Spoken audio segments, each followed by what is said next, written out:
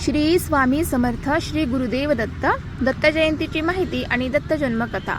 मार्गशीर्ष पौर्णिमेच्या दिवशी मृग नक्षत्रावर सायंकाळी दत्ताचा जन्म झाला, म्हणून त्या दिवशी दत्ताचा जन्मोत्सव सर्व दत्त क्षेत्रात साजरा होत असतो. पूर्वीच्या काळी भूतलावर स्थूल व सूक्ष्म रूपात आसुरी शक्ती मोठ्या प्रमाणावर वाढल्या होत्या. त्यांना दैत्य म्हटले जात असे. देवगणांनी त्या आसुरी शक्तींना नष्ट करण्यासाठी केलेले प्रयत्न असफल झाले. तेव्हा ब्रह्मदेवाच्या आदेशानुसार वेगवेगळ्या ठिकाणी वेगवेगळ्या रूपात दत्तदेवतेला अवतार घ्यावा लागला. त्यानंतर दैत्य नष्ट झाले. तो दिवस दत्त जयंती म्हणून साजरा करतात. आता दत्त जयंतीचे महत्त्व काय आहे तर दत्त जयंतीला दत्ततत्व हे पृथ्वी तलावावर नेहमीच्या तुलनेत 1000 पटीने कार्यरत असते. या दिवशी दत्ताची मनोभावे उपासना केल्यास दत्ततत्वाचा जास्तीत जास्त लाभ मिळण्यास मदत होते.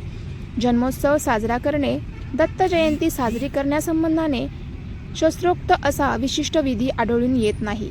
या उत्सवापूर्वी 7 दिवस गुरुचरित्राचे पारायण करण्याचा प्रघात आहे. यालाच गुरुचरित्र सप्ताह असे म्हणतात. दत्त मंदिरामध्ये भजन कीर्तनादी कार्यक्रम आयोजित केले जातात. दत्तगुरूंची पूजा, धूप, दीप व आरती करून सुंठवड्याचा प्रसाद वाटप करतात. दत्ताच्या हातातील कमंडलू व जपमाळ ब्रह्मदेवाचे प्रतीक आहे. शंख व चक्र विष्णूचे आणि त्रिशूळ व डमरू शंकराचे प्रतीक आहे.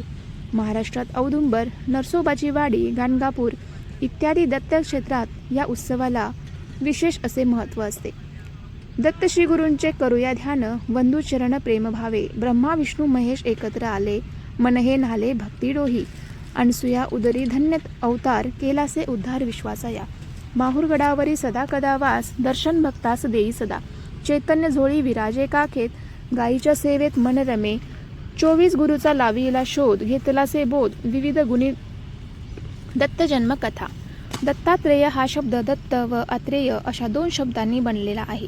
दत्त या शब्दाचा अर्थ आपण ब्रह्मच आहोत, मुक्तच आहोत, आत्माच आहोत अशी निर्गुणाची अनुभूती ज्याला आहे असा. आणि अत्रेय म्हणजे अत्रि ऋषींचा मुलगा. श्री दत्तात्रेयाच्या जन्माविषयी विविध कथा प्रचलित आहेत. मात्र या सगळ्या कथांमधून श्री दत्त हे अत्रि ऋषी व माता अनसुया यांचा पुत्र व विष्णूचा अवतार आहे असाच बोध होतो. अत्रि ऋषींनी पुत्रप्राप्तीसाठी वृक्षकुल पर्वतावर घोर तपश्चर्या केली. त्यांच्या तपाने सारे त्रिभुवन पोळून निघाले. अत्रि ऋषींच्या या प्रखर तपाने संतुष्ट होऊन ब्रह्मा, विष्णू, महेश हे तिन्ही देव प्रकट झाले आणि त्यांनी अत्रि ऋषींना तपाचे कारण विचारले. अत्रि ऋषींनी त्यांना विनवले की आपण माझ्या उदरी पुत्ररूपाने जन्म घ्यावा. तिन्ही देवांनी त्यांची विनंती मान्य केली. देवत्रयीच्या आशीर्वादाने अनुक्रमे ब्रह्मापासून सोम म्हणजे चंद्र, विष्णूपासून दत्त आणि शिवापासून दुर्वास हे 3 पुत्र अनसुयेच्या उदरी जन्माला आले. श्री दत्त जन्मांची एक कथा ब्राह्मण पुराणात आहे. अत्रि ऋषींनी ब्रह्मा, विष्णू, महेश यांची पुत्रप्राप्तीसाठी आराधना केली. ते संतुष्ट झाल्यावर त्यांनी देवांना विनवले की आपण माझ्या घरी पुत्ररूपाने जन्म घ्यावा आणि मला एक रूपवती कन्याही प्राप्त व्हावी. देवांच्या आशीर्वादाने दत्तात्रेय, सोम, दुर्वास हे 3 पुत्र आणि शुभात्रेयी नावाची कन्या अत्रि ऋषींना प्राप्त झाली. याचबरोबर दत्तात्रेयांच्या जन्माची आणखी एक कथा प्रसिद्ध आहे. ती अशी की राहूने सूर्याला ग्रस्त केले असता सर्व पृथ्वी अंधकारमय झाली. अत्रीने सूर्याला राहूच्या मगरमिठीतून सोडवले आणि पुन्हा पृथ्वी प्रकाशमान केली.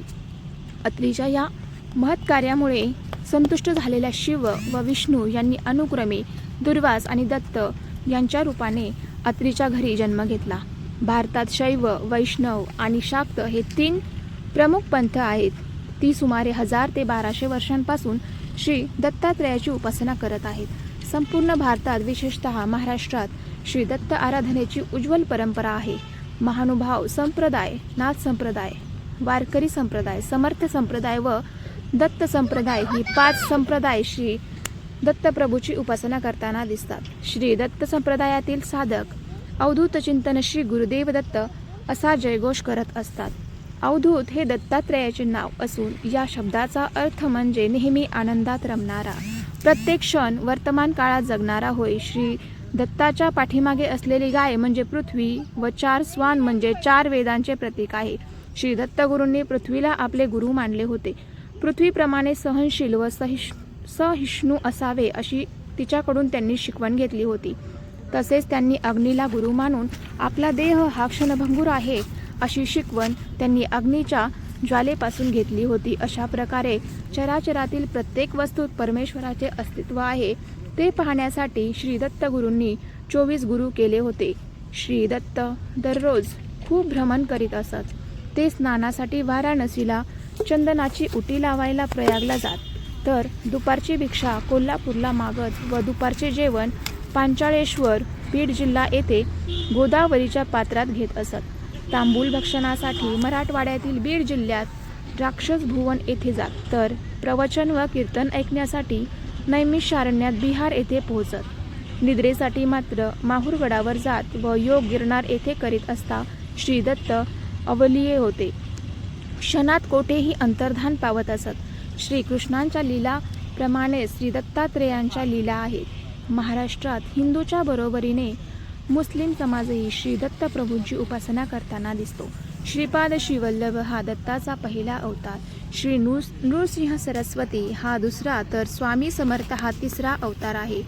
जैनपंथीय श्री दत्तगुरूंची नेमिनाथ म्हणून पूजा करतात, तर मुसलमान फकीर म्हणून पूजा करतात. दत्त जयंतीच्या दिवशी दत्तगुरूंचा जन्मोत्सव साजरा केला जातो. गुरुचरित्राचे पारायण केले जाते. भजन कीर्तन आदी कार्यक्रम आयोजन केले जाते. श्री स्वामी समर्थ. जय जय स्वामी समर्थ. श्री गुरुदेव दत्त. श्री गुरुदेव दत्त.